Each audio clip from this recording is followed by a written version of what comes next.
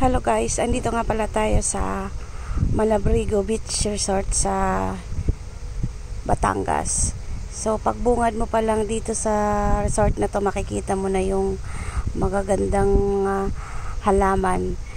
So after 9 years nakabalik ulit ako dito. Ang tagal na din pala, marami na ring nagbago, pero maganda pa rin yung resort. Una pa lang mawawala na yung stress mo. So eto, pasok tayo dito sa beach nila. So ayan guys, tingnan nyo, ang ganda, ang tahimik ng dagat, masarap na magbabad dyan. So ayan guys, so napakakalmado ng dagat. So pwede din pala mag banana boat dito, at may mga ibang activities din sila dito.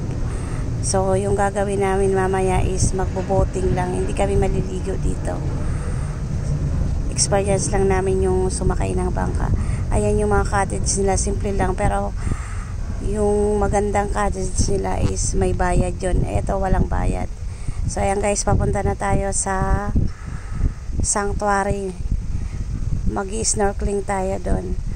So ayan, yung pinakaantay namin is magbo-boating. So ayan, natatakot pa nga dyan si Ice. First time niya kasi sumakay ng bangka. So ayan guys, malapit na tayo sa ating destination. So sarap panoorin yung ganitong tanawin, nakaka-relax. Wala yung mga problema mo sa buhay.